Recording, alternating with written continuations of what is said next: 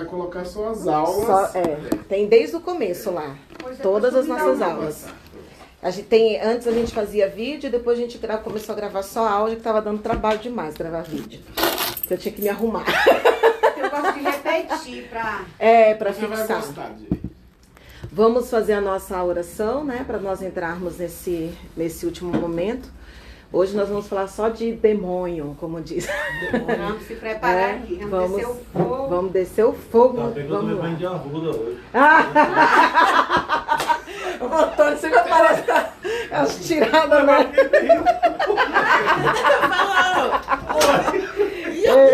Esse é um barato. Você tá o sal também, vai criticar. O sal grosso. Bem que eu olhei pra ele hoje, ele vou levar. Peguei no pacote, ele não, vou deixar. Vamos orar e pedir a direção de Deus. Amado Pai, com muita reverência nós nos colocamos em Tua presença nessa noite de aprendizado. Porque, Senhor, quando nós nos propomos a conhecer mais do Senhor, do mundo espiritual, o inimigo não fica contente e tenta fazer de tudo para impedir, porque a Tua palavra nos fala que conheceremos a verdade e a verdade vai nos libertar. E o conhecimento da verdade nos leva à libertação de nossas vidas.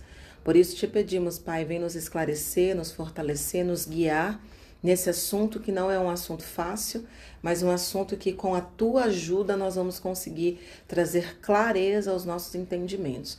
Por isso eu peço, Senhor, que o Senhor nos dê muita maturidade naquilo que ouviremos e que o Senhor nos ajude no dia de hoje, em nome de Jesus. Amém. Vamos lá? Semana passada a gente falou um pouquinho sobre as posições, né, teológicas dos surgimentos de demônios. Eu quero começar hoje me ater um pouquinho na última posição, explicar um pouquinho mais. Na última posição de, salvo engano, da cultura judaica, dentro da cultura judaica. A gente vai falar um pouquinho sobre essas duas questões, porque assim, a gente tem em todas as religiões, em todas elas, a gente vai ter a explicação do bem e do mal, a origem do bem e do mal. Só que para nós interessa conhecer a origem do bem e do mal daquilo de onde nós saímos, que é do judaísmo, né? As outras religiões não nos importam. Como, por exemplo, o islamismo, eles acreditam que o mal lá é chamado de Iblis. Se um dia você for orar no Islã, lá você manda, sai todo Iblis, em nome de Jesus. Lá eles chamam assim.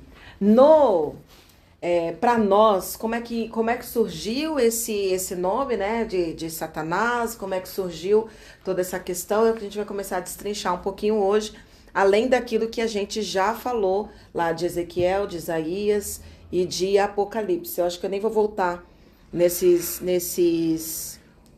textos, porque a gente já passou por eles.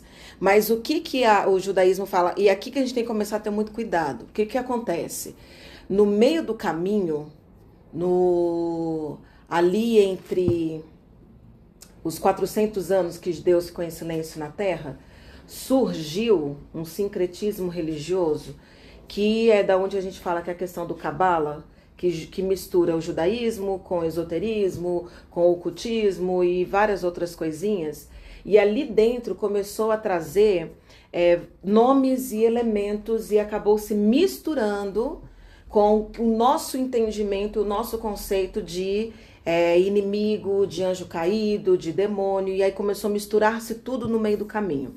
E isso, Alexandre o Grande começou a colocar muito mais forte quando ele traz a cultura grega, e aí ele começa a misturar tudo junto com o helenismo e aquela coisa toda que a gente já estudou.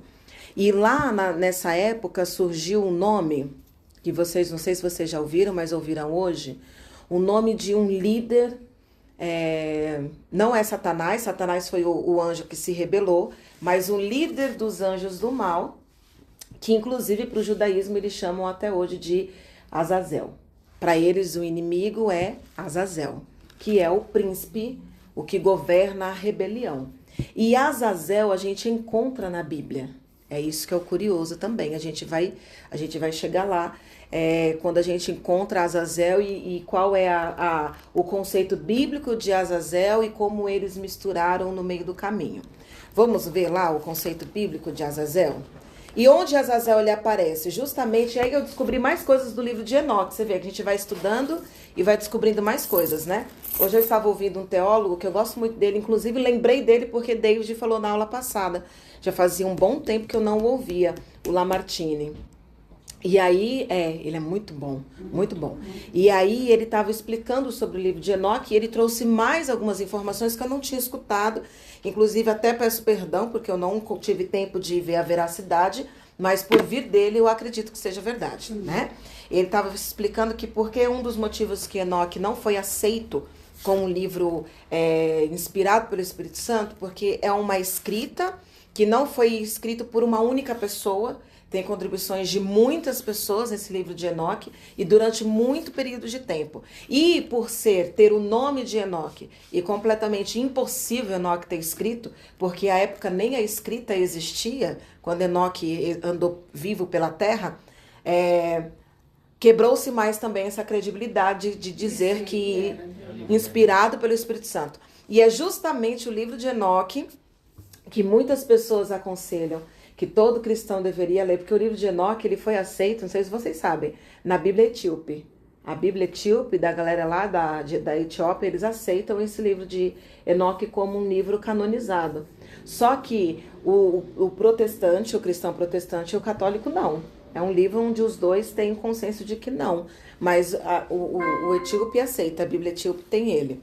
Mas ele que traz todas essas informações, ele que traz todas essas coisas, inclusive sobre a origem dos demônios, é ele quem traz. Então acaba fugindo muito do que a Bíblia, o santo diz, e vai trazendo assim, como é que eu posso dizer a palavra?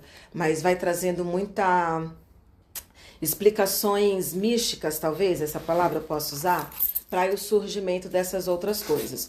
Então, o próprio Enoque é que vai trazer essa questão de Azazel como líder.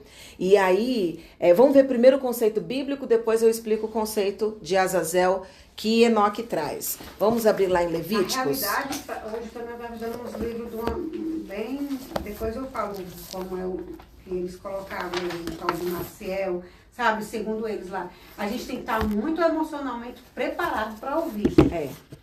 Né? Porque senão tem que estar preparado, vai ficar com a mente confusa, vai ficar... Né?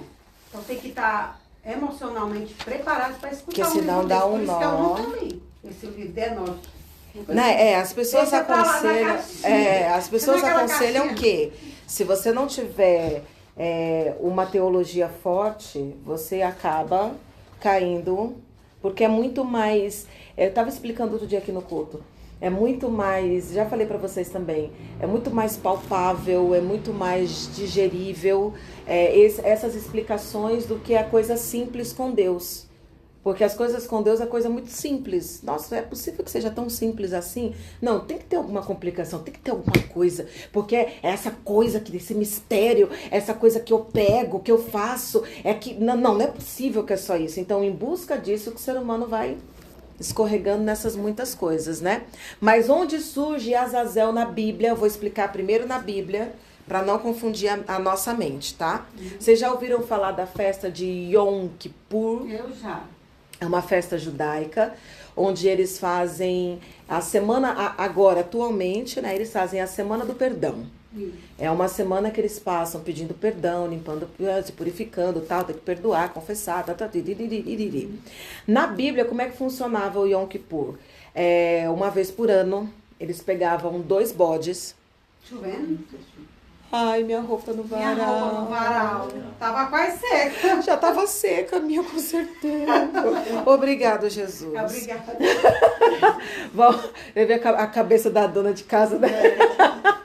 Aí, voltando pra cá. Eles tinham que preparar 2 bodes. Ele era sacrificado, uma oferta sacrificada, e o outro, o povo chegava, confessava os seus pecados para o sumo sacerdote. O sumo sacerdote colocava a mão no bode, passando o pecado para o bode, e mandava o bode. Ouvi 2 explicações, não tive tempo de ler o texto. Eu só ouvi vídeos, porque eu dirijo muito, coloco aqui e vou ouvindo. Soltava, depois a gente vai ler, depois a gente vai ler como é que era aqui mesmo. Vamos ver se a gente achar aqui, a gente lê. Mas eu escutei a explicação de um professor bíblico e um judeu. né? O bíblico explicava que uma vez que o pecado era passado para o bode, esse bode era solto para o deserto para ele ir para o lugar mais longínquo possível e morrer para lá com o pecado de todo o povo. O outro diz que subiu o Monte Hermon e jogava o bode lá de cima para que ele caísse numa superfície dura e morresse com os pecados de todo mundo. Aí olha qual era o nome desse bode. Capítulo 16. Eu já estudei que ele Versículo era 8. amarrava os pecados das pessoas nele. Tipo assim, a pessoa escrevia... Depois a gente tem que ler aqui para ver. Aqui o professor explicou que era a mão, o sacerdote passava com a mão na cabeça do bode. Eu não tive tempo de ler, confesso. Levítico 16, versículo 6. A primeira vez onde vai aparecer o nome Azazel. Azazel é grego, então na tradução não vem nome Azazel, mas o original, do escrito original, vai aparecer o nome Azazel, tá? Onde? Levíticos 16, 6.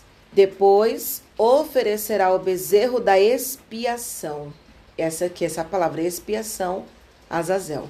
Ou expiatório, né? O bode expiatório. Daí vem, todo mundo fala, tá procurando um bode expiatório.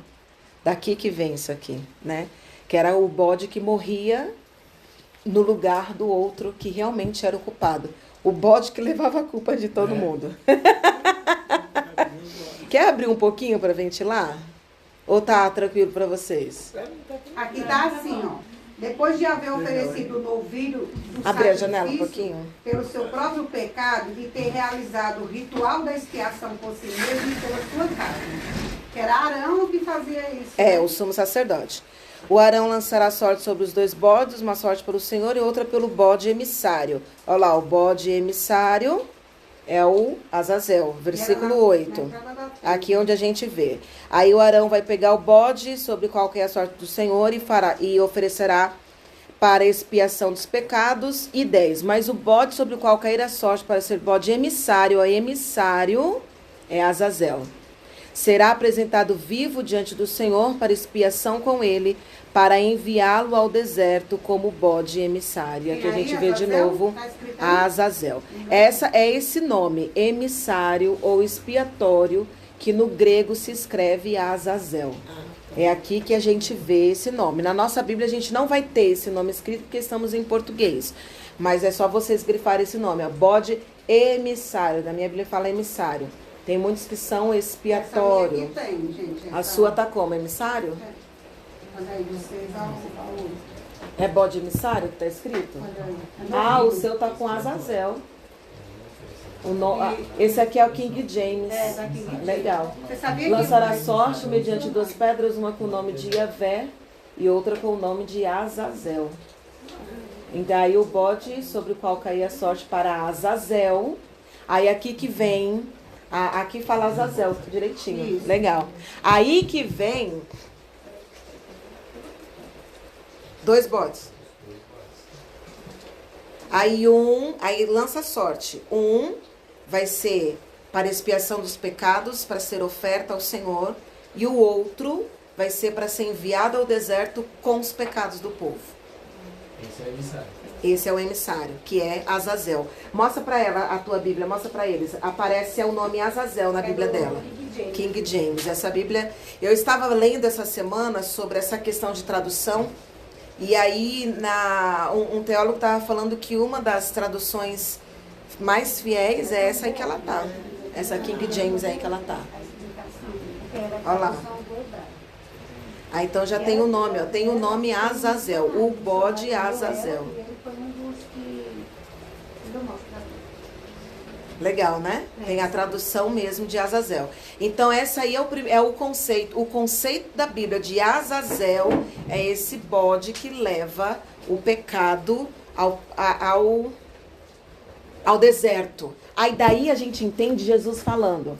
Quando o espírito imundo é expulso, ele anda por lugares áridos. Ou seja, lugares áridos é o deserto, para onde o bode expiatório era enviado. Deus te deu sabedoria. Entrega o manto. Entrega o manto. E aí, você vê a aplicação. Por que Jesus explica dessa maneira? Porque o povo já entendia essa questão do bode expiatório pelos seus pecados. E aqui a gente vai cair no conceito que eu quero que vocês gravem sobre essa questão de pecado e demônio. Porque na nossa cabeça, a gente foi ensinado que demônio são todos espíritos malignos que atormentam. Só que a gente vai vendo que no decorrer da história, os grandes teólogos eles dizem que demônios não são só espíritos malignos que atormentam. Demônios, eu acho que até Santo Agostinho quem fala que todos nós temos demônios que precisamos enfrentar, demônios internos. Então, quando se fala de demônio, de pecado, demônios e pecados, não é só essa questão de espírito que atormenta, mas é tudo que gera tormento. Então, os frutos da carne, quando Paulo escreve, ele fala assim, né? E os frutos da carne se manifestam. Então, ele está falando sobre coisas que manifestam, coisas que trazem tormento. Então, os frutos da carne também são encarados como demônios. Então, não é só uma atuação de espírito. Mas somos tentados para fazer isso, não? E nós damos lugar. Então, a gente vai desenvolvendo esse conceito e aí vai conseguir entender legal, tá? Vamos continuar desenvolvendo o conceito. Mas isso aí é uma coisa que a gente vai chegar nisso aí. Aí já explicamos aqui do Yom Kippur na cultura judaica. E aqui é interessante, ó, para nós, tudo que nos atormenta, vamos nessa pergunta. O que nos atormenta na nossa cultura? São os nossos pecados ou são demônios? Os nossos pecados. Na nossa cultura, os demônios. Na cultura cristã brasileira. Na cultura cristã brasileira. Vou falar da cultura cristã brasileira. O que nos atormenta? São pecados ou são demônios? O acusador também. Demônio. Então tudo. E é uma coisa que assim, eu estudando sobre isso, eu falei, oh meu Deus, obrigada. Eu já entendia dessa forma e eu não estava errada. Porque sempre me incomodou essa coisa da pessoa fazer alguma coisa má. E ela fala, foi o demônio que me usou. Ah, tá. Culturalmente é imposta ela. É o caráter da pessoa, né? Entendeu? Foi o demônio. Eu roubei porque eu fui tentado. Satanás falando no meu ouvido. Eu traí porque foi o demônio. Você não acredita não que o demônio me fez levar para trair? Verdade. Não acredita não que foi o demônio que fez eu roubar? O demônio fez eu matar. Você vê que a pessoa mata e fala, eu perdi até a consciência, eu nem me lembro. Tudo é culpa do demônio. E eu ficava incomodada. E eu ouvi o teólogo falando isso. Eu falei, meu Deus, eu tenho o mesmo pensamento, não tinha estudado isso. E eu ficava assim, eu acho que o demônio fica bem parado assim, falando assim, eu mesmo não. Essa vez, essa conta aí não é minha não. Dessa vez não é minha não. E eu falava isso e todo mundo me criticava. Não, até parece. Você acha que o demônio vai fazer? Claro que o demônio faz. Claro que é o demônio. Só que a gente lendo a Bíblia, a gente vê, por exemplo, quando Paulo fala daquilo que é da carne, e ele coloca lá no rol, ele não fala demônio. Ele fala, as obras da carne são manifestas. E elas são. E aí vem a relação. Prostituição, homicídio, inveja, ciúmes. Então a gente vê que não é uma coisa que o demônio opera, porque em todas as outras partes da Bíblia a gente vai ler. A gente vai chegar nessa parte, eu acho que no final da aula, que Jesus ele fala sobre espírito de enfermidade, ele fala sobre espírito de inveja, de inveja não, espírito de enfermidade, espírito maligno, espírito mau, que ele vai chegando nas pessoas, expulsa, a pessoa fica bem. Mas aí quando você lida com uma pessoa que você ora, você expulsa o demônio, aquela coisa ainda continua acontecendo. Será que aquilo ali é demônio? Você perdoa e a pessoa continua fazendo. Será que aquilo ali é demônio? Tem que passar pela metanoia que Paulo falou. Ou é os seus demônios interiores? Porque quando a gente vê o bode expiatório, o que é colocado no bode para que as pessoas fiquem em paz e mandado embora? Aquilo que atormenta. E o que atormentava o povo aqui em Levítico? Que eles iam confessar para o sacerdote, e o sacerdote colocava no bode os pecados. Não eram os demônios. Deu para entender? A gente não tem esse conceito. de demônio. A gente vê, por exemplo, o espírito mal atormentando Saul. A gente vê alguns lugares assim falando sobre E a Bíblia fala que foi da parte de Deus. A Não coloca a ação. culpa do que ele fez no demônio. Não existe essa ação. Tanto que vem de bom quanto que vem de mal, ou é Deus ou fui eu que fiz. Não tem esse Tanto conceito, que eu né? acho fenomenal, eu sempre falo para todo mundo, lê Salmo 51, eu acho fenomenal, de uma E quando a pessoa consciência tão surta, assim, do profunda. nada? Mas o que é demônio? Então, Pra mim ó, né? então, aí a gente vai chegar nesse ponto. Existem atuações de demônios? Existem sim, a gente vai chegar nessa explicação. Mas de modo geral, percebe como o ser humano arranjou um caminho para culpar muito o demônio e se eximir da sua própria culpa. Se eximir da sua própria decisão. Salmista Davi, no 51, eu acho fenomenal o versículo que ele põe lá. Senhor, tu serás inocente no que julgar a meu respeito. Porque o que eu fiz, eu errei. Então a sentença que vem para mim, eu não vou colocar a culpa jamais no Senhor. Mas é difícil ver um ser humano que tem essa consciência. De que assume, eu fiz, eu errei, eu vou pagar, as coisas que eu fiz, eu falei assim, eu assumo. Mas é E arco com as difícil. consequências que vier. É difícil, é É difícil. igual aquele rapaz que socou a Muito mulher lá no difícil. elevador, né? Ele falou que ele surtou. E aí? Que deu na mulher? Foi Vai ele dar passou, na E mulher. ele sempre foi Deu 60 socos na mulher lá dentro. Por quê? Porque Verdade, sinceridade. Coração. Entendeu? Ali é safadeza ou que surtou? Sinceridade. Eu também tenho plena certeza. Plena Se certeza. tivesse um homem dentro do elevador, eu não tinha surtado. Ele ia surtar pra bater no homem? Pra bater no senhor. Ah? Pra bater no senhor, um negão de 3/4 de altura. Não, mas depende Ele ia de quem surtar pra faz, bater né? o senhor? Depende da O senhor regra. acha? Não, tô falando, não sei, aquela... Ó, esses Não, valentes, quer dizer que esses valentes, eles eles são só covardes, surtam né? com sexo frágil e pessoa mais, não, é verdade, pessoa mais é. frágil do que ela. Cadê surto em gente valentona? Que o valente surta pra bater no valente e leva um pau do valente. Fala assim, não, só te bater que eu tava surto todo arrebentado no chão. Não vai encontrar, não. Então, mas o advogado, no caso dessa aí... já Aí ele vai alegar, claro, eu também. Eu, como advogado, também iria defender meu cliente. Não, mas eu tô dizendo Então, mas nem assim- pegaria esse caso, mas se fosse, iria. Não, porque tem... Tá falando do rapaz que bateu na moça, né? É, ele tá falando. Que ele alegou Então, que porque surtou, né? Tem um senhor que estuda a mente humana lá na Record, dia de sábado, que ele fala da mente humana. Então ele diz que tem esse pico da pessoa surtar, mas a pessoa não lembra. Ah, sim, Não, sim. realmente. Aí é uma questão fisiológica, neurológica, que também existe. Há casos, né? É, existem são casos. né? Mas a gente vai chegar nesse ponto. Segura aí essa informação, a gente vai chegar nesse ponto. Mas eu anotei algo que bem interessante que eu queria falar isso com vocês. Antes, eu anotei a frase do professor, né? Antes de expulsar demônios que atormentam, é preciso entender que existem demônios dentro da gente que causam defeito de caráter. E não é demônio que vem e faz o defeito, mas é o nosso pecado, a nossa essência que tem esse defeito de caráter, e a gente precisa ter essa sinceridade conosco mesmo, de poder reconhecer aquilo. É difícil a pessoa que reconhece. O problema de Saul teve um problema sério, porque ele não reconhecia nada do que ele fazia. Se a gente for colocar em peso o que Saul fez e Davi fez aos nossos olhos, o que é mais pesado? Infinitamente. Vocês conhecem? Lembra, Ana Clara? O que Saul fez? O pecado do rei Saul, o pecado do rei Davi? Lembra, filha? Assim, vamos dizer, em peso, porque ele também desobedeceu a Deus, né? Ele foi lá, ele também arrumou feiticeira, um monte de coisa. Então, mas a gente... O do Davi é mais pesado, porque Davi... Aos foi olhos do matar. homem, aos olhos do homem. Mas ele aos nossos desrespeitou olhos. a Deus, ó. Igual desrespeito. Só que o que acontece? Em todos os momentos que Saul fez, o que ele fez, filha? Deus mandava ele fazer uma coisa, ele fazia pela metade.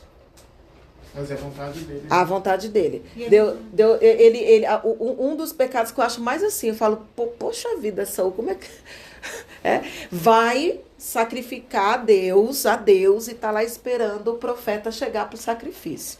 Aí quando ele começa a ver o soldado indo embora para ali, para cá, ele desesperado vai e faz uma coisa que não era da autoridade dele. Vai lá e sacrifica. Oh, imbecil. Aí quando ele tá lá sacrificando, aí chega Samuel.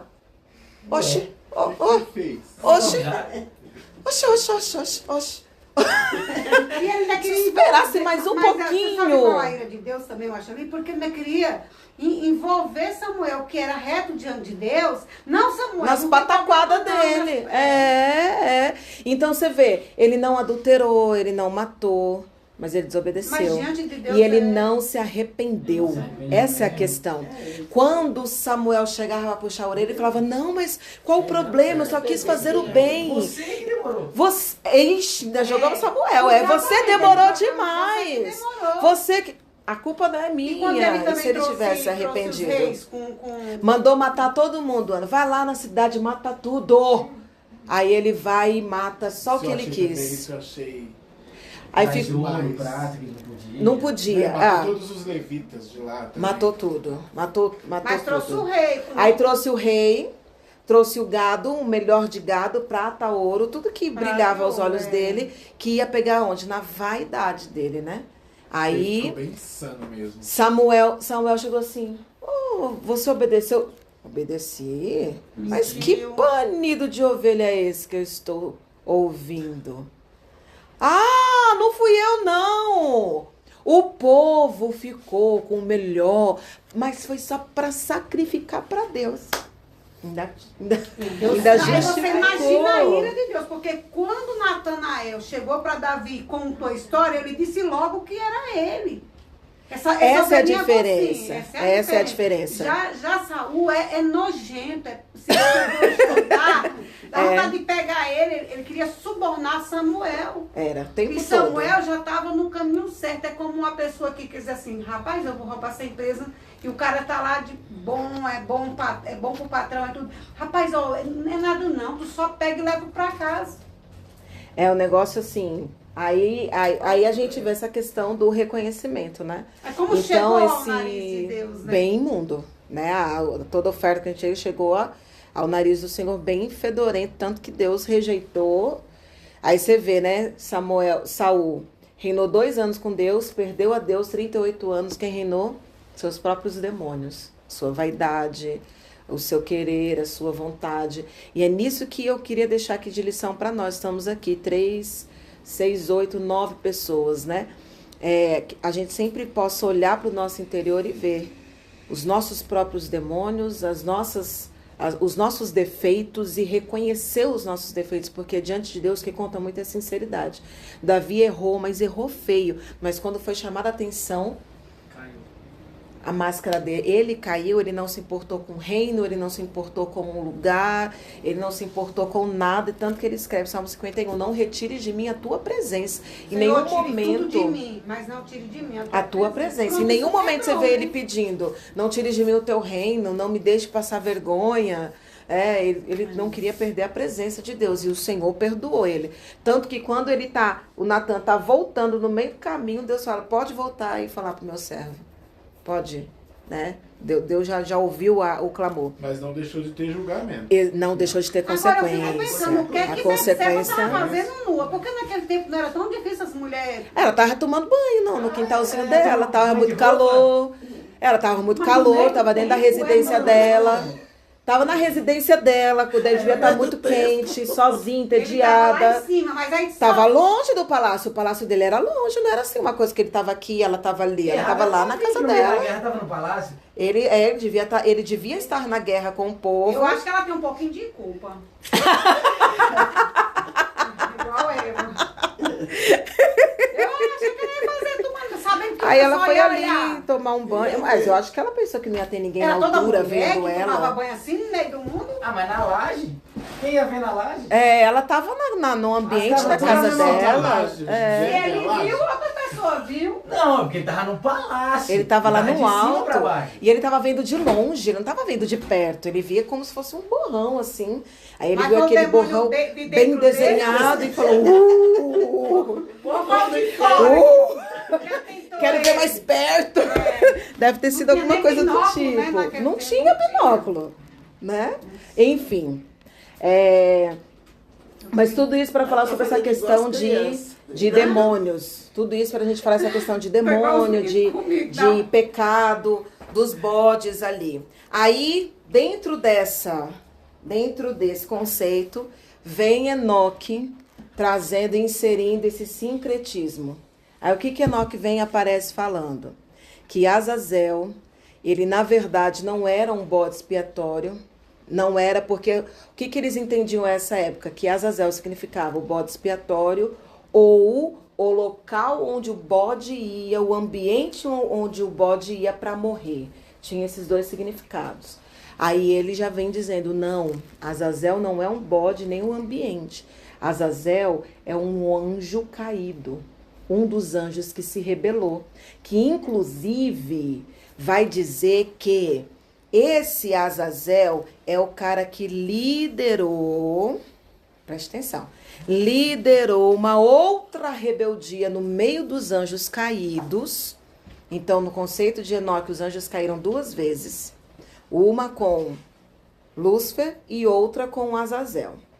E esse Azazel, ele fez uma milícia de 200 anjos que começaram a olhar para as mulheres bonitas na terra e desejar essas mulheres. E aí esse Azazel começou a dizer, podemos ter mulheres, vamos ter mulheres? E os 200 anjos falaram, vamos ter mulheres. E aí começam a se relacionar com as mulheres, começam a ter filhos, e aí nascem os gigantes na terra. Essa é a explicação de Enoque. Nasce-se os anjos na terra, que aí entra lá em Gênesis 6, que a senhora perguntou uma outra aula. Os filhos dos homens ficando com... vamos ler lá Gênesis 6, como é que fala? Então, gigante que Davi... Vamos chegar lá, vamos chegar lá, vamos chegar lá. Vamos chegar lá. Aí fala aqui, que vem dos filhos de Deus, que as filhas dos homens eram formosas, tomaram para si mulheres de todas as que escolheram. E então disse o Senhor, não contenderá o meu espírito com o homem para sempre, porque certamente ele é carne. Entretanto, cadê? Aqui. O 4. Naqueles dias haviam gigantes na terra, e também depois, pois os filhos de Deus entraram as filhas dos homens, e delas geraram filhos. Estes foram os valentes que houve na antiguidade, os varões de renome. E alguns dizem, inclusive, que esses varões de renome entram na questão lá das mitologias, né? Aquelas misturas de deuses com homens, aí nasce Zeus, Thor, os semideuses dessa cultura grega, enfim. Aí mistura-se tudo, vocês vão ver que vai misturando tudo? Oi? O meu tá Nefilins. Nefilins, porque são os gigantes da terra, eles eram os Nefilins. Então aí fala que também Azazel foi o cara que liderou, influenciando Tubal-Caim. Quem foi Tubal-Caim? Ele era da linhagem de Caim, e ele que foi o responsável por criar espadas e introduzir a morte na terra, derramamento de sangue. Aí diz que este Tubal-Caim, da linhagem de Caim, foi influenciado por Azazel, e Azazel ensinou toda essa coisa de morte, de espada, de arma violenta, de violência na terra. E os seus outros amiguinhos deuses foram cada um ensinando alguma coisa. Enoque vai dizendo que cada um ensina. Um ensinou bruxaria, outro ensinou usar erva, outro ensinou maquiagem para as mulheres, outro ensinou a pintar sobrancelha. Enoque fala tudo isso. Fazer bracelete, eu fiquei assim, pronto, não vou usar mais nada. Oi? Será que quem escreveu não foi pensando, não gosto disso aqui, vou falar que é o demônio ensinou? Provavelmente. Os teólogos dizem mais ou menos isso. Alguns falam que não, que ali é uma abertura, um portal de entendimento para você entender realmente como funciona o mundo espiritual. Outros dizem que não, que é mesmo um devaneio, um sincretismo religioso que vai trazendo explicações que a humanidade precisava receber. Mas Enoque fala tudo isso. Eu separei até aqui para ler para vocês, quer ver? Vamos abrir nossos livros de Enoque. Nossas Bíblias, não, nossos livros. Opa, esse aqui não. Cadê você? Enoque. Deixa eu ver se é aberto. Eu quando entra, eu saio, vai pra caixinha. Não quero não, né? Não quero ver isso não. Aqui, Enoque. Pronto, vai aprender com a pastora agora, Enoque. Enoque, no capítulo 7, ele escreve, então eles quem? No 6 fala, No 6 fala assim: eles todos juraram juntos.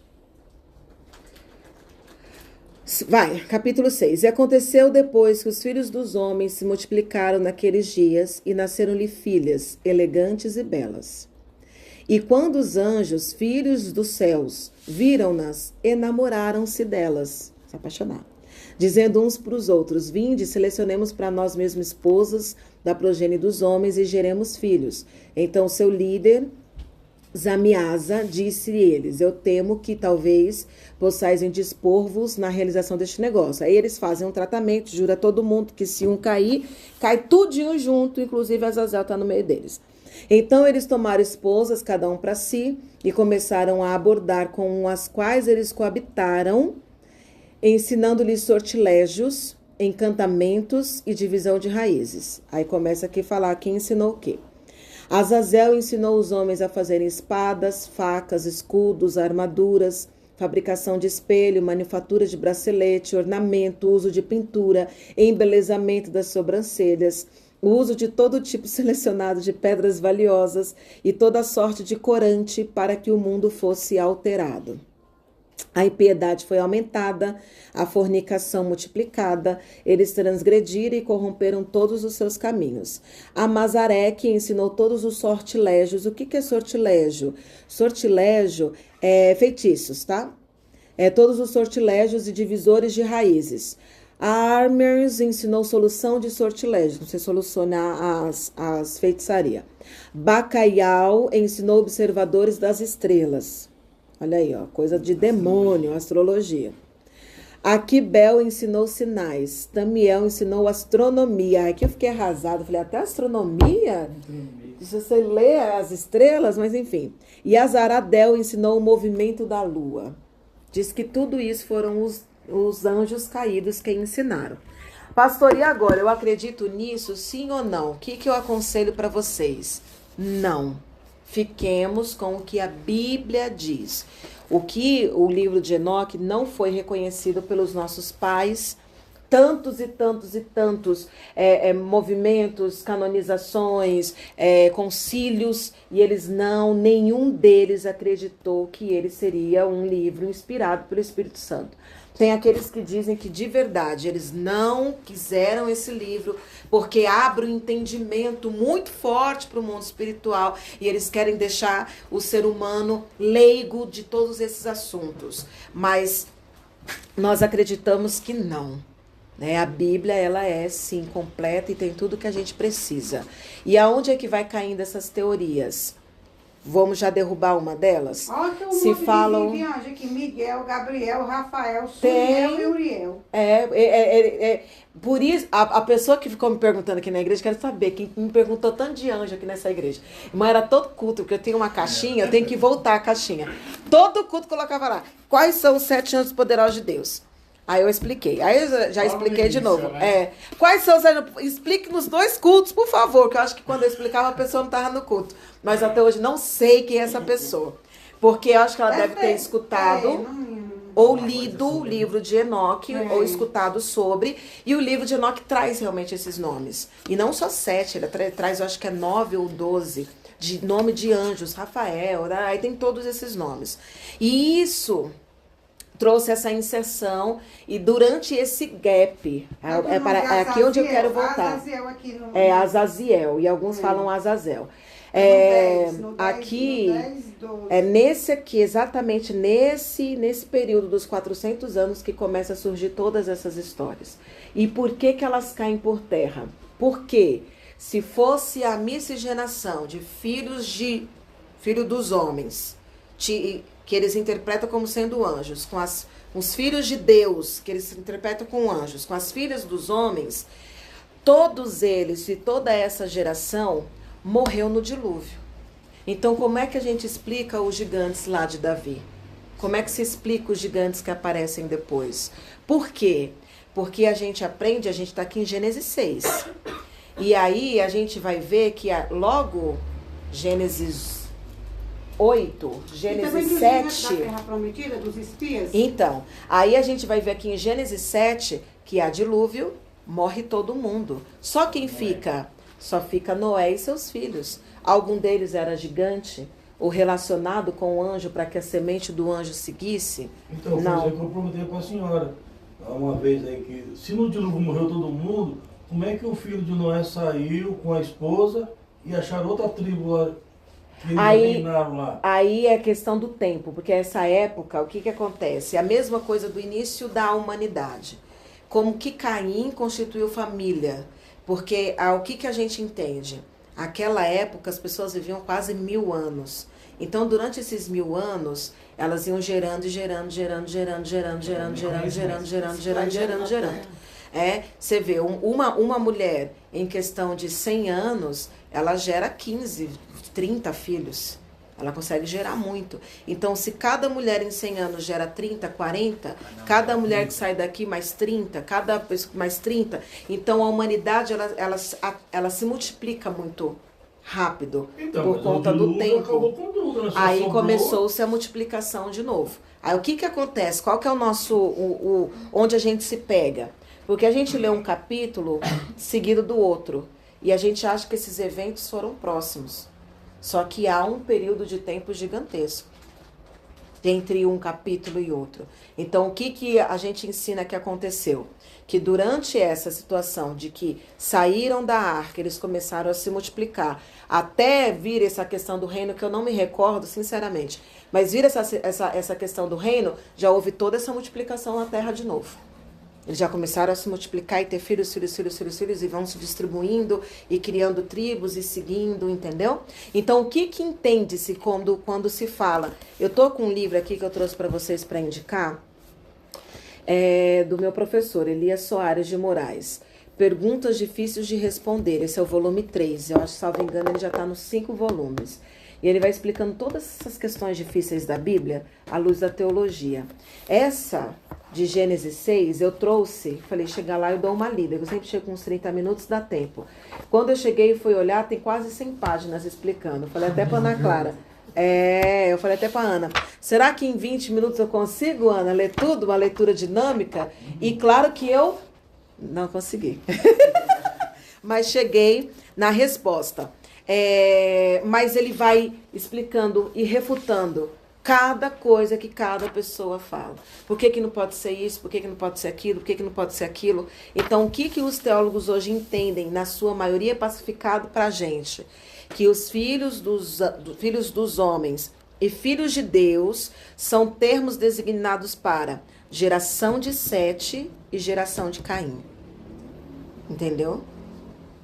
Então, a geração de Sete misturou-se com a geração de Caim.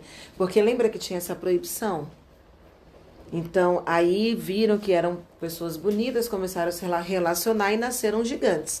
E essa questão do gigantismo a gente vê até nos dias de hoje. Se fosse essa questão de anjo, a gente não via mais nenhum gigante na Terra, mas a gente vê pessoas quase beirando a 3 metros de altura existentes ainda pelo mundo, né? Claro que essas pessoas gigantes, elas não têm, é o que eu fico imaginando, não têm a força como as pessoas, as pessoas de estatura normal. Mas eu não sei lá antigamente se elas tinham ou se era só a figura muito alta que amedrontava todo mundo. Sei lá, olha um Shaquille O'Neal da vida. O tamanho daquele cara, bicho. 2 metros e tal. Gigante, muito forte. Agora de 2,5 metros para cima, você já vê que a pessoa já é mais debilitada, mais curvada, mas enfim. Então, para pacificar esse assunto, a gente entende que são nada de anjos se comunicando com pessoas. Tanto que a gente já viu que anjo é espírito, e Jesus mesmo disse que os anjos não se casam e não se dão em casamento, então não se multiplicam. Então eles não têm esse hormônio para multiplicação, vamos dizer assim. Então os anjos não têm isso. Então de onde veio tudo isso? Aí eu expliquei para vocês. Vem dessa questão do misticismo, que querem trazer explicações e misturar toda essa coisa das religiões, principalmente da cabala judaica, tá bom? Se alguém quiser, a gente pode tirar uma xerox depois para você, ou emprestar para você ler e depois você devolve. Mas esse livro aqui é muito bacana. Inclusive, eu queria abordar um tema aqui com vocês.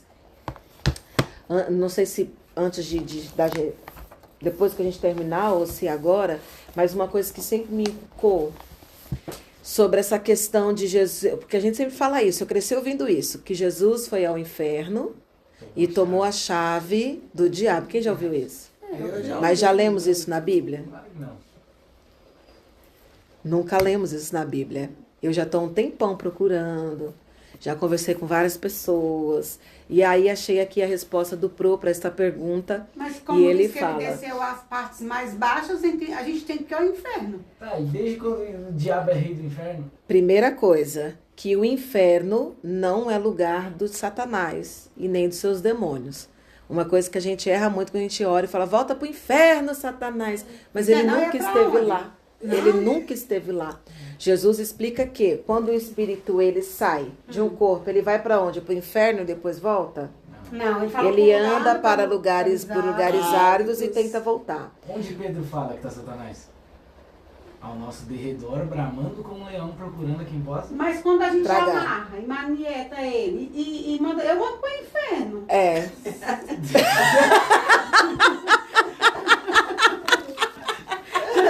Todo mundo manda, irmã.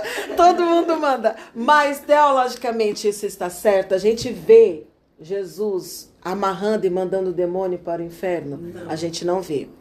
A gente não vê. Uma que o inferno, ele não está habitado por demônios, não é a casa de Satanás. O que tem no inferno hoje? Almas condenadas, em tormento, em muito tormento. Mas quem atormenta não é o diabo, não? Não? Aí é uma. Atormentado. Não. Em muito tormento. E a Bíblia fala que no final, o que vai acontecer? O inferno, Satanás, a besta, o falso profeta, os demônios que estão presos no abismo, vão ser todo mundo pego e jogado no lago que arde com fogo e enxofre. Então vamos mandar pro abismo. Então, essa é a questão. Depois a gente vai falar dos demônios que estão lá no Eu abismo. preciso saber. Pra como onde a vai gente mandar. manda? Pra onde a gente... Posso sair? Não posso sair daqui sem saber pra onde eu mando. Olha que eu tenho seu WhatsApp. É só- Bom dia. Pra onde que Jesus mandava? Ele só mandava que saísse. Saia. Vou mandar pra Saia. pastora que ela sabe onde. Pastora, qual é o seu endereço? Que eu tô... Ó, você vai lá, rua Henry Charles.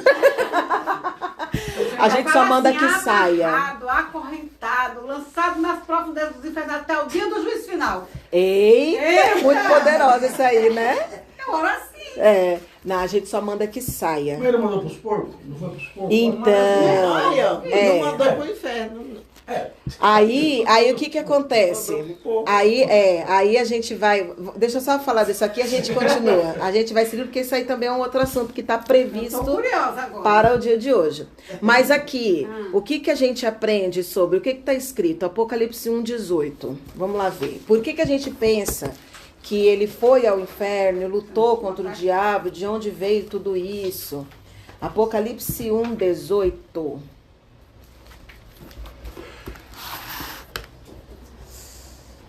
A culpa é nossa, Senhor. Que não estuda a Bíblia direito. E vai reproduzindo tudo que a gente ouve. Eu culpa é usava nossa. uma frase assim.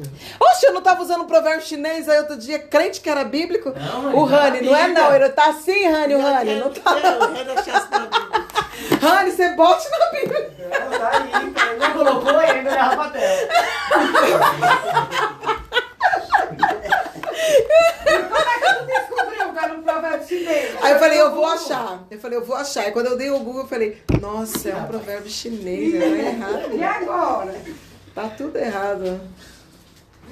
Então eu falava assim, ó, o pobre é o diabo, que nem a chave da casa dele ele tem.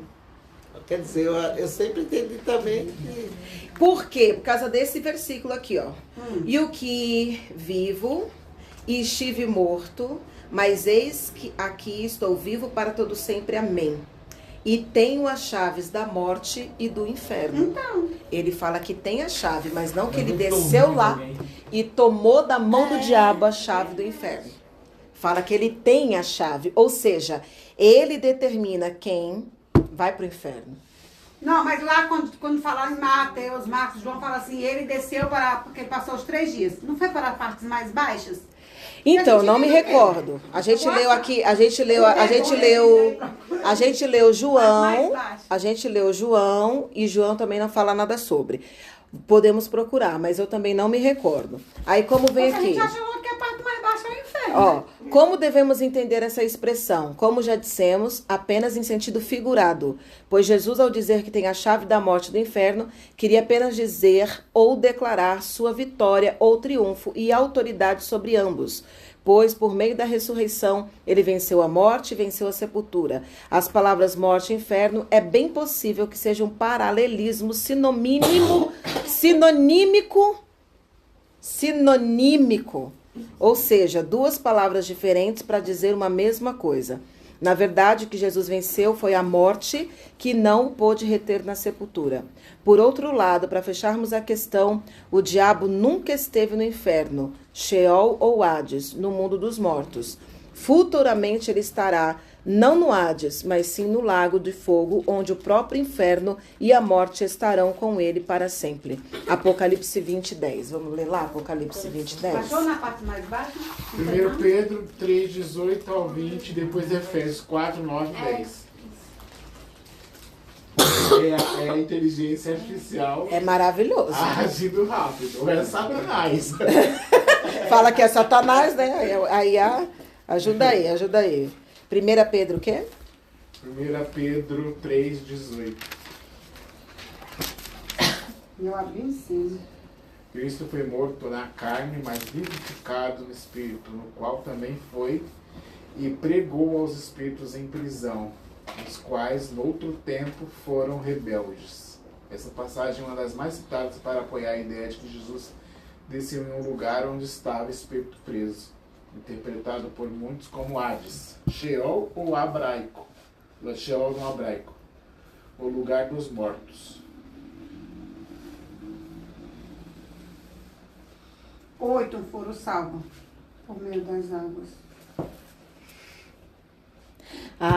O Jimmy Swagger aqui, ele é adepto ao entendimento de que os anjos caídos de 2 Pedro são os anjos que tentaram coabitar com mulheres de Gênesis 6. Jimmy Swagger. Ele abraçou essa ideia. Pois é. Aqui fala que ele desce a essas regiões para falar com esses anjos caídos que estão presos no abismo. Aí falam? Aqui fala, mas ele é dessa Pedro? visão, né? O Jimmy Swagger. Essa Bíblia aí? Pastor, acho que eu vou comprar uma dela também. Não, se eu for comprar. 2.000 Bíblias lá tem? Eu tenho. Eu acho que eu tô com 14. 14? É, acho que eu tô com 14. Logo. Mas esse é um tipo de assunto controverso, essa questão dos anjos caídos e tal. Mas, aqui, para terminar, ele nunca teve no inferno pegando a chave de lá. Isso aí você vê aqui, ele foi, mesmo que seja assim, a questão do Jimmy Swagger, que ele acredita que foi para falar com anjos caídos, não foi para falar com Satanás. Satanás não tá lá. Foi com uma parte dos anjos que caíram. Porque assim, quando o anjo, a gente vai entrar, bora ver se a gente já entra agora.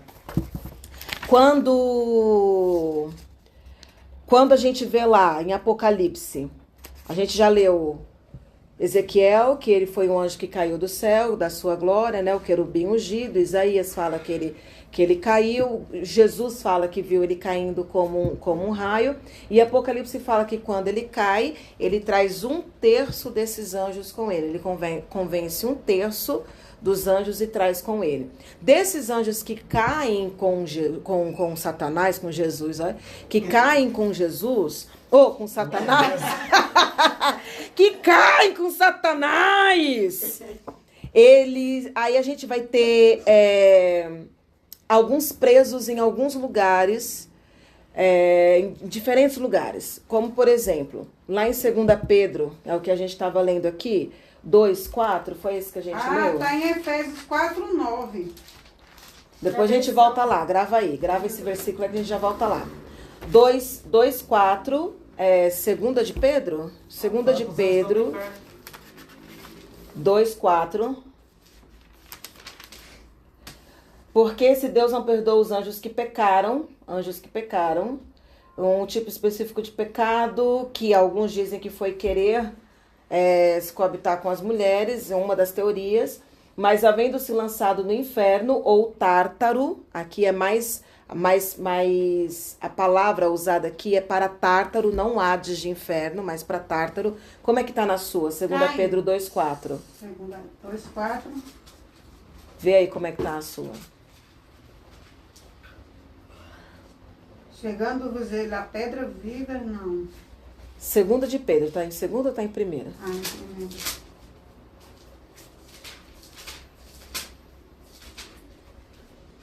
2,4. Ora, se Deus não poupou os anjos que pecaram, mas os lançou no inferno, Tá inferno na sua. aprisionando-os em cadeias abismais, tenebrosas, como o propósito de serem reservados para o juízo. Aqui, esses anjos, que foi um pecado descomunal, eles não estão liberados e não serão liberados deste local jamais. Eles estão lá no Tártaro e estão presos. Não vão ser liberados nunca. Tem outros anjos que estão presos na margem do rio Eufrates, Apocalipse 9:11. Esses aí que é do abismo. Aí, o que a gente entende desses anjos que estão presos no abismo? Eles são tão maus, que quando Jesus vai expulsar os demônios, os mais de perto de 2.000 demônios que está lá no endemoniado gadareno, que ele fala o quê? Não me mande para o abismo. Me mande para os porcos, né? Só não me mande para o abismo. Aí fala assim, aí até o professor brincou. Imagina que nem os demônios querem ir para o abismo com os demônios. Imagina qual é a categoria desses demônios. Imagina a categoria desses demônios. Eles já estão lá, estão presos. E eles não vão ser soltos nunca. E Jesus manda para os porcos. Foi condolente com ele, com os demônios. Uma permissão. E tem várias permissões, você vê. Ele permitiu o espírito mal atormentar Saul, ele permitiu tocar na vida de Jó. Apocalipse 9:1. Aquilo que o Raniel falou. O mal necessário. A quinta trombeta? Então, o quinto anjo. Mas ele mandou para os porcos, mas os porcos não caíram lá tudo lá na ribanceira? Os porcos? E morreu todos. Não. Ele mandou foi no abismo também ou foi no rio? Nas águas. Esse aqui é do... Eu não li antes, mas vamos ler. Esse aqui fala que o anjo tocou a sua trombeta e viu uma estrela que caiu do céu e foi-lhe dada a chave do poço do abismo. E Satanás abriu o poço do abismo e subiu fumaça do poço com a fumaça de uma grande fornalha. E com a fumaça do poço escureceu-se o sol e o ar. E da fumaça vieram. Aqui uma das formas, já vamos adiantar, tá? Demônios em forma de gafanhotos. Vieram gafanhotos sobre a terra e foi-lhe dados o poder, como o poder que tem o escorpião da terra. E foi-lhe ordenado que não causassem dano à erva da terra, nem a verdura alguma, mas somente aos homens que não têm o selo de Deus em suas frontes. Esse aqui é os demônios que estão presos, que só a essa época da quinta trombeta eles sairão para fazer isso. Deus nos guarde, nos proteja. Deixa eu só concluir aqui esses nomes, né, que aparecem a respeito de como a Bíblia fala dos demônios. Como que a Bíblia fala dos demônios. Não como a nossa cultura fala dos demônios, mas como a Bíblia fala dos demônios. Vamos entrar já, a gente já falou dos gafanhotos, aí depois a gente volta pra cá, tá, irmã Willa? A gente vai ver em Atos 19, só vamos marcar, não vamos abrir tudo não, deixa eu ver quanto tempo a gente tem. Porque não tem muito tempo. Atos 19, versículo 13 ao 16, a gente vai ver a Bíblia chamando de espíritos malignos. Em Lucas 13, aí aqui é polêmico. Por quê?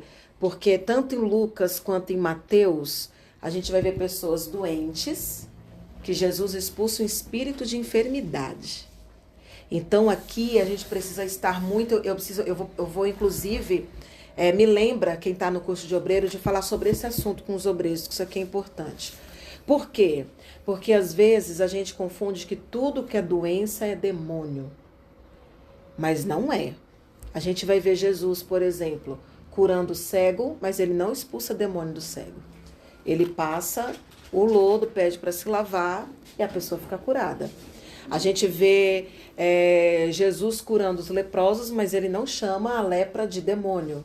Ele só fala que se apresente a ser limpo. Agora se apresente ao sacerdote e fique, constate a sua cura.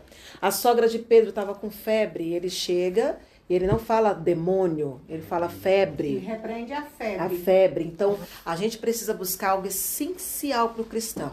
Dom de discernimento, dom da palavra, dom da sabedoria, para a gente saber com o que nós estamos lidando. Diferente de aquela mulher encurvada dentro do templo, ela estava 18 anos. Essa aqui é legal a gente ler. É Mateus 17. Mateus 17 ou vai ser Lucas? Vamos abrir aqui para a gente ver qual dos dois está. Alguém abre em Lucas 13 e outro em Mateus 17 para a gente ver qual deles fala. Mateus 17 é a transfiguração. 17, 14. E Lucas é o quê? Lucas 13, 10. A cura de um jovem possesso. Então é Lucas 13, 10. Vamos lá para Lucas 13, 10. Lucas 13, versículo 10. Ele está aqui no sábado ensinando na sinagoga e vê uma mulher que tinha um espírito de enfermidade. Ó, o versículo 11. E eis que estava ali uma mulher que tinha um espírito de enfermidade, havia já 18 anos. Ele trata como um espírito de enfermidade. Aí ele vem, chama a mulher para si, faz a oração, vendo, chamou para si e falou para a mulher: mulher, seja livre da tua enfermidade. Pôs a mão sobre ela e ela se endireitou e glorificava a Deus. Aí todo mundo fica indignado, falando com Jesus, e ele responde, e essa resposta de Jesus que é interessante. Versículo 16. E a esta filha de Abraão, a qual Satanás tinha presa há 18 anos. Na minha está escravizado. Escravizado há 18 anos. Os fatores não alteram o produto, né? Aí você vê exatamente o que? Jesus falando que aquela mulher, aquela enfermidade era um espírito maligno. Era uma prisão maligna. E tem outros casos que é pecado. Então, aí a gente vai ver aqui na luz da Bíblia. Porque ele diz, aí não pegue mais. Também. Né? Aí você vê como você tem que ter o discernimento para você entender cada caso. Porque às vezes a pessoa tá... Uma vez eu vivia com dor de cabeça. Aí eu já tinha feito campanha, eu já tinha jejuado, eu já tinha orado, eu já tinha expulsado de tudo. Aí quando foi um dia, Deus me deu uma direção, o Espírito Santo. Eu ia pro banheiro, aí me ajoelhei e falei: Senhor, tem alguma coisa em mim que eu pequei, que eu errei, que te machucou, te magoou, eu te peço perdão. Aí na hora eu comecei assim, sabe, a rotar e saiu a dor de cabeça. Eu, por exemplo, eu sou um exemplo disso, porque eu ficava na dúvida com relação à doença, né? Isso não, Deus me fez entender, valorizar a vida como uma situação. E não veio de Satanás essa situação que você viveu. É. Uhum. Então... a gente tem que ter discernimento para entender. Porque às vezes o que a pessoa está passando, a gente falha. Vou falar do Ministério da Graça. Estou falando de nós mesmos. Vou recortar e vou mandar para meus líderes, todo mundo ouvir. Ai, como eu queria que essas aulas caíssem no ouvido deles, para eles ouvirem tudinho, para ver se... Vamos mandar um... Ai, como eu queria. Não. Ai, como eu queria. Não, mas é verdade. Ai, por quê? Você tá mal aumentando as coisas na Igreja da Graça. Não, mas por quê? Porque a gente falha nesse sentido quando a gente coloca tudo no mesmo bolo. E eu vou contar uma coisa pra vocês, mas eu vou tirar da gravação, que isso aqui é muito sério. Tá comigo. Agora, não, essa parte, só essa parte, vou dar uma pausa. Voltamos. A pessoa que tem um transtorno mental, por exemplo, às vezes aquele transtorno pode ser ação demoníaca, você expulsa o espírito de enfermidade, ela vai ficar bem. Mas se não é o caso de uma ação demoníaca, você orou, expulsou e não ficou bem, então é uma questão médica. ela vai ter que ir ao médico, ela vai ter que tomar o remédio. E era onde estava tendo muito prejuízo. Muito prejuízo. Minha mãe tocou no assunto aqui sério. A minha tia não queria de jeito nenhum tomar medicação. Minha tia é bipolar. E o bipolar sem medicação fica terrível. Ela entrava em crises terríveis. Mas depois que ela entendeu, ela abençoou o remedinho dela, ela toma, tá há mais de 10 anos em paz, sem ter crise, sem ter surto, sem precisar ir para o hospital psiquiátrico. Eu tenho uma prima que também tem esse problema. Na minha família a gente tem essa situação. Você acha que se fosse demônio já não tinha expulsado? Sim. Família de Jesus, a maioria de Jesus. E aí? O demônio está aqui dentro da família operando? Que legalização é essa? Que Que tanta legalidade ele tem, é essa? Que tanto fogo que a gente manda não expulsa esse capeta? Aí eu tenho uma prima que ela também está nessa situação. Nessa coisa da fé, não quero tomar medicação, e ela vive entrando em surtos terríveis, porque ela ainda não entendeu. Mas se ela quando ela toma medicação, ela fica boazinha. Inteligentíssima a menina. Inteligentíssima, mas com o pensamento ainda truncado nesse sentido. Então a gente tem que ter muito cuidado nesse âmbito espiritual, por quê? Porque às vezes a gente traz muita informação de outras coisas e esquece da informação bíblica. Se a gente for olhar para o próprio Senhor Jesus, a gente vai ver que teve coisas que ele tratou como demônios. O menino lunático, que sofria de epilepsia, ora caía no fogo, ora na água. Ele chega e expulsa o demônio e diz a castas de demônio, tipos de demônio, que só sai com jejum e oração. Mas outros casos, ele simplesmente orava pela pessoa. Não era uma ação demoníaca. E a gente tem que ter o entendimento para saber quando é, para entender quando é e como é. Porque às vezes a gente até ofende. Porque tem pessoas que sofrem com isso na igreja e estão fazendo campanha, se sentem rebaixados porque nunca foram curados. Ah, mas por quê? Por que eu não sou? Porque tem que ter esse entendimento. Eu às fui vezes numa não igreja é. uma vez, estava indo, e sexta-feira tinha um Vale do Sal. Sim. Você já ouviu falar? Sim. Você tinha medo de passar. Achei que deu se manifestar. Eu ia falar. Então, mas queira ou não queira, toda sexta-feira eu ia lá, alguém se manifestava lá. Sim, Aí se manifesta. Luz, ficava meia luz. Aí tinha na época lá tinha um rapaz, ela estava com um problema na perna. Só que como a luz estava escura, eu acho que naquela hora ali ninguém percebeu. Aí o pastor lá começou a oração forte. E ele foi andando no Vale do Sol, mas ele tinha problema na perna. Ele escorregou. Então, ele achava que era demônio. Aí entrou o obreiro, aí o pastor saiu de lá do púlpito, veio, orou nele, e ele estava escorregando, porque o sal... O sal Passei 12 anos. Eu achava que era demônio, aquela briga. E não é, ele não tinha era. problema na perna. Mas Por- saía mesmo. Por isso, entendeu? Por Aí isso a você senhora tem que falando. ter discernimento. Discernimento. Até nessa questão de expulsar demônios, que às vezes a pessoa está possessa, às vezes a pessoa está com um demônio só na mente, não é possessão. E você tem que ter discernimento para você entender com o que você está lidando. Da igreja Aí não na tem, Bíblia- não tem campanha. Eu não faço, mas o pessoal faz. Ah, tem? O pastor Hernani já chegou a fazer aqui uma vez, de sexta-feira, Vale do Sal, mas eu não... De sal, né? eu não Eles tenho tiram do muito Vale do costume, Sal, não. Né? Na igreja da Bíblia, né? Não, tudo que faz campanha eles tiram da Bíblia, mas a maioria eles tiram de contextos, uma coisa assim, bem... Então, assim, pode. Se Deus der direção, porque quem faz... Aí lá tem que fazer com fé, senão nem adianta. 1 Reis vai falar de espírito de mentira, 1 Reis 22. Em 1 Samuel vai falar de um espírito mau da parte do Senhor. Aí você vai dizer, mas como da parte do Senhor? É porque Saul saiu da direção de Deus, perdeu a direção de Deus, dá legalidade para o inimigo vir. Não é que Deus mandava, mas ele saía da liberação e Satanás vinha atormentar. O inimigo, né? O espírito mau vinha atormentar. A gente vai ver também sendo chamado de espírito mau em Marcos 11, espírito imundo em Marcos 11, espírito de adivinhação em Atos 16, como enganador em Apocalipse, como gafanhoto, como semelhança de rã, como príncipe da Pérsia. A gente vai ver vários desses nomes sendo falados na Bíblia a respeito do inimigo de nossas almas. E por fim, para a gente entrar no que fala aqui, eu queria abordar um pouquinho sobre... Se vocês já ouviram falar sobre Lilith. Já ouviram falar sobre Lilith? Quem foi Lilith? Primeira mulher de Adão. Aí fala-se, não fala-se que Lilith foi a primeira mulher de Adão. É um conto judaico, na verdade, tá? Lilith foi a primeira mulher de Adão que se rebelou contra Adão porque ela não queria se submeter à posição inferior a Adão no momento, vou falar igual eles falam, tá? No momento do coito. Ele queria ficar por cima e ela por baixo, e ela não se submeteu, se rebelou contra Adão e aí foi transformada em demônio. Só que o que entende-se? Porque Lilith está na Bíblia. Essa palavra Lilith está na Bíblia, aparece lá em Isaías 34:14. Aí eu vou anotar, porque eu nunca fui atrás dela, porque... Isaías 34:14. Ia bagunçar minha cabeça.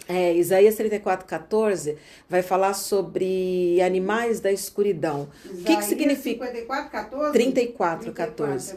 O que significa Lilith? Lilith vem de Laila Bov, eu acho que é assim que fala. Que fala boa noite. Falei, olha o nome da Laila, bichinha, significa noite.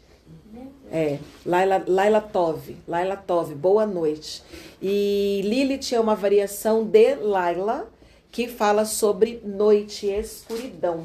Então, quando a gente fala de Lilith, fala-se de demônio da noite.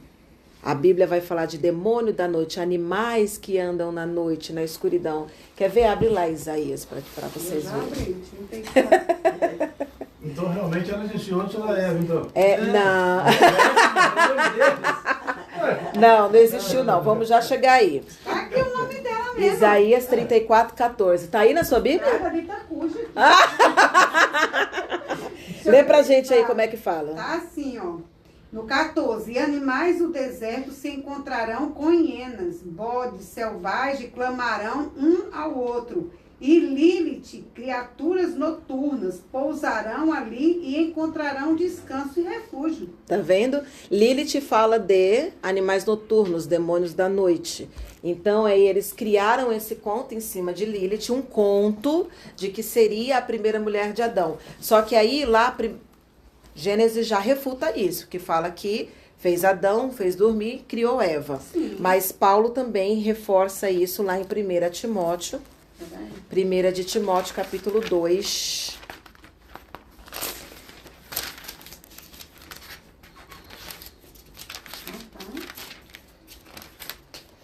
Vai procurando Timóteo antes de Colossenses. Ajuda aí, Vivian. Bota na caixinha. 1 Timóteo, capítulo 2. E ele fala, porque primeiro foi formado o Adão, depois Eva. Então não tem espaço para Lilith aqui. Então Lilith é um conto que foi criado dizendo que era essa primeira mulher.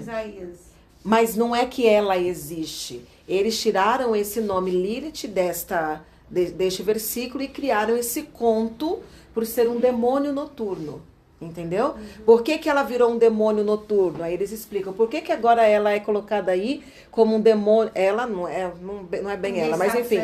Por que tem essa citação de um demônio noturno? Porque ela foi a primeira que se rebelou e aí caiu e Deus transformou ela em demônio. Então agora ela aparece como um demônio noturno. Aí eles criaram um conto para explicar. Igual eles fizeram, igual Enoque faz para explicar a questão das armas, daquilo, dos anjos caídos, entendeu? Não que ela realmente existiu. E graças a Deus por isso. Quais são os nomes que Satanás aparece na Bíblia? Diabo, dragão, antiga serpente, Satanás, acusador, o valente. Apocalipse ainda vai falar de mais duas espécies, que são o Apolion, o Abaddon e o Apolion. A gente não vai aprofundar muito nisso, mas Abaddon significa destruição e Apolion significa o destruidor, que são coisas que vão aparecer só lá, no fim dos tempos. E tem um segundo... terceiro, eu acho, né? Categoria de demônios que estão presos, que vão ser soltos só no juízo final, para trazer um tormento pior do que já existiu em todos os tempos. E os demônios que estão no abismo, vocês sabiam quem é que vão julgar esses demônios? É nós, né? Nós. nós iremos julgar esses demônios presos do abismo. Olha só esse comentário embaixo sobre a Lilith. Bora ver. Nem eu tinha visto. Uma sessão escatológica responde: por sua vez, o dia do Senhor virá e consumirá todos quantos deixarem dominar pelo paganismo. O paganismo cultuando seus ídolos vazios em relação... Cadê? Não fala não dela aqui. 34:14. Fala que é a mesma coisa. Eram deuses pagãos. Sim, aqui. Era o pagão. E aqui eu quero falar sobre isso que eu esqueci, eu pulei. Por que a gente, nós cristãos, colocamos tudo na categoria de demônios? Por exemplo, ídolos, deuses pagãos, tudo a gente fala assim, não, isso aqui tudo é demônio. Isso é bíblico dizer? Sim, é bíblico. Paulo, ele fala em 1 Coríntios não, cadê? Paulo, ele fala que todas as pessoas que iam fazer oferendas a outros deuses, eles estavam, na verdade, oferecendo a demônios. Vamos ver se a gente acha esse versículo, pra gente terminar de ler. Onde é? Pedro? Fala sobre isso. Paulo escreve, é Paulo que escreve dizendo que tudo que as pessoas vão sacrificar a deuses pagãos, na verdade, estão sacrificando a demônios. Por isso que a gente chama tudo de demônio. Não existe ídolos, só demônios. Eu não anotei isso, não? 1 Coríntios 10. Tava olhando na folha errada. 1 Coríntios 10. Paulo, ele vai falar com os coríntios e ele está numa era onde as pessoas são muito influenciadas com cultos pagãos, sacrifícios, deuses pagãos, e vai se propagando muita cultura pagãs, né, para sacrifícios. 1 Coríntios 10, versículo 19. Aí Paulo fala: mas que digo? Que o ídolo é alguma coisa? Ou sacrificado ao ídolo é alguma coisa? Antes digo que as coisas que os gentios sacrificam, as sacrificam aos demônios e não a Deus. E não quero que sejais participantes com os demônios. Então Paulo, ele resume tudo a demônio. Por trás de todo... Por que é os demônios? É bom a gente entender isso. O que significa diabo? Por que a gente entende essa questão de tudo ser demônio, tudo ser diabo? Diabo significa divisão. O diabo vem de diabolo e de... Cadê você? Me ajuda, me ajuda. Quero parecer super estudante. Cadê? Super estudante. Onde foi que eu anotei? Peraí, que eu tenho aqui. Vai lá. O diabo. Ai, que eu tô olhando o professor errado, é o outro. Ele diz mais: não pode beber do cálice do Senhor e do cálice dos demônios. Não exatamente. Participar da mesa do Senhor e da mesa dos demônios. Ele coloca tudo como demônio. Diabo é aquele que causa divisão. Então, o que é considerado um diabo? Tudo que faz divisão entre nós e o nosso Deus. Por exemplo, quando Jesus foi falar com Pedro, e Pedro fala: ó, Senhor, não fala tal coisa que você morrerá. E Jesus olha para ele e fala: para trás de mim, Satanás. O que ele estava falando? Não é que Pedro estava possuído por um demônio, mas a palavra dele queria trazer divisão entre Deus, entre Jesus e Deus. Porque se ele acreditasse na palavra que Pedro estava falando, ele que não seria morto, que não era necessário passar por aquilo, ele iria estar colocando uma divisão entre Jesus e Deus. Então, naquele momento, ele se tornou um Satanás. A palavra dele se tornou um Satanás. E aqui é uma reflexão pra gente. Por quê? Porque, às vezes, pessoas ou coisas podem estar sendo um demônio na nossa vida. Porque está nos separando de Deus. Bênçãos que vêm parecendo bênçãos e agora se tornam demônios. Por exemplo, um trabalho que a gente ora tanto para ter, mas que consome todo o tempo. Eu não tenho tempo mais de orar, de ler a Bíblia, de buscar a Deus. Não digo nem vir à igreja, porque o vir à igreja é uma parte importante? É, porque Paulo ensina que a gente tem que congregar. Mas o que adianta estar dentro da igreja se tiver comunhão com Deus diária? Tem gente que está dentro da igreja todos os dias possíveis e imagináveis e continua sendo o próprio demônio. Quando Jesus... para pensar comigo. Jesus, ele vai iniciar o seu ministério, ele é tentado por Satanás. Logo, né?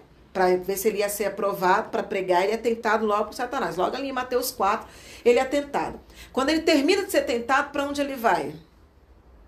Para a sinagoga. Para quê? Pregar.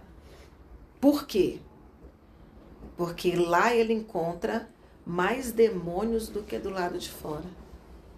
E aí ele entra na sinagoga e porque não é que nem assim, agora que a gente tem tudo dividido por livro, capítulo, versículo. Era pergaminho. Era direto, né? Era pergaminho corrido, uma história corrida. E como é que funcionava a leitura no templo?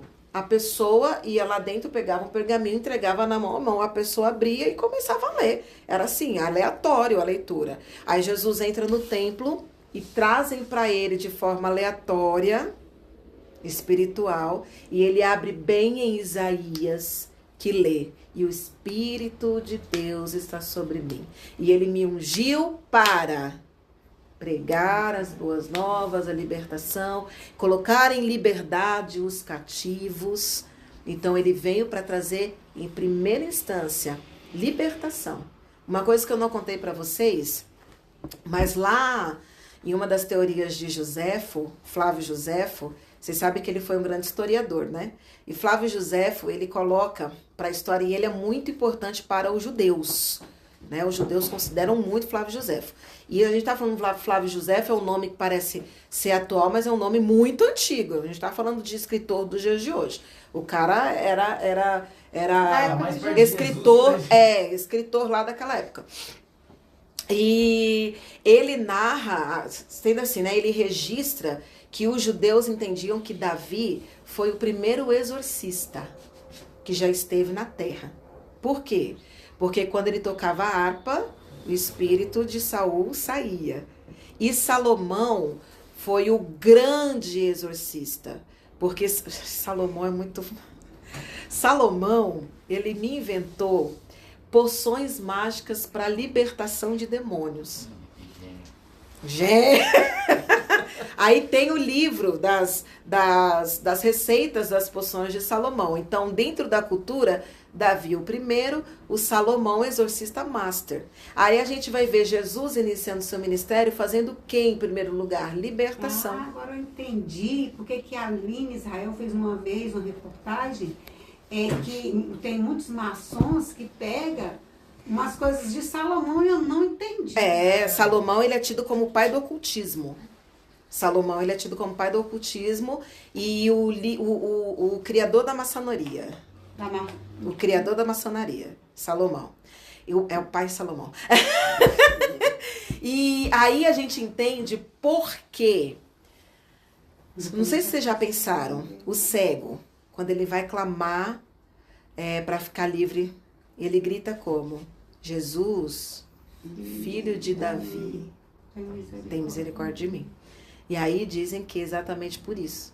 Porque Davi era reconhecido como um exorcista que libertava de demônios. E Jesus era filho de Davi, aquele que veio da raiz de Davi para fazer o ministério de libertação sobre a terra. Aí a gente vai vendo a ligação dentro das culturas, né? O porquê que eles usam esses termos. Existe uma outra explicação, mas não se aplica para agora, a gente segue. Para terminar o nosso dia lendo o texto que a senhora pediu para a gente ler, para a gente ver se a gente entende aqui juntos essa questão. Entenderam sobre demonologia? Fechamos o assunto? Mais ou menos. Biblicamente a gente fechou. Então, Eles têm que ler na NTLH, porque nas outras não tem. O quê? Que ele foi lá pro inferno. Então, a NTLH já é um grande problema. Pelo que eu vi. Por quê? Você viu aí agora? Vamos ler aqui. Qual que é? Efésios? Vamos ver se na minha tem, que eu não abri ainda não. 4, 9. Eu vi nas outras versões não tem nada. Efésios. Olha, eu o meu tem. Eu procurando. Tem. Efésios. Cadê você, Efésios? Efésios. Foge não, ajuda aí. Gálatas, Efésios, Filipenses, Colossenses. Ah, que fala nele, tá ligado? Efésios 4. Não. Esse é o teu lugar mais baixo da terra, isso é, até o mundo dos mortos. Mundo dos mortos. Isso.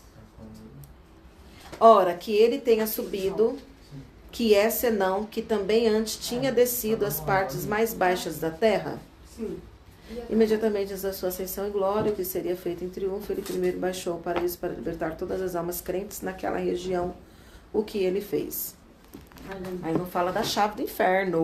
Não, mas fala das partes mais baixas. A gente até aumenta um pouco, né? O que significa ele subiu, senão que também desceu às partes mais baixas da terra. Dá aumentadinha. Então essa é a Na hora questão. da oração, né? Essa é a questão, é que a gente lê assim os versículos e a gente faz uma dedução. E na Bíblia isso é perigoso. A gente não tem que deduzir. E muitas das coisas é uma dedução que se tomou. E aí cria-se uma crença. Uma teoria. É uma teoria. E é uma teoria altamente difundida. Se você perguntar para qualquer cristão, todo mundo vai falar a mesma coisa. Porque a gente... É automático. Não, Jesus desceu, tomou a chave da mão do inferno, venceu Satanás, pisou na cabeça dele, Mas esmagou a serpente. Aí vai juntando um monte de coisa, fazendo um Frankenstein. E aí cria-se essa teoria. Mas... Não, mas se a senhora trouxer assim pra, vamos dizer assim, pra sua imaginação, se ele venceu, ele tomou, era uma chave que ele tinha. Mas o ele diabo tem a não chave tinha essa pra chave. ter o julgamento. Ele vai ter que entrar no inferno. O diabo não tinha essa chave do É. inferno.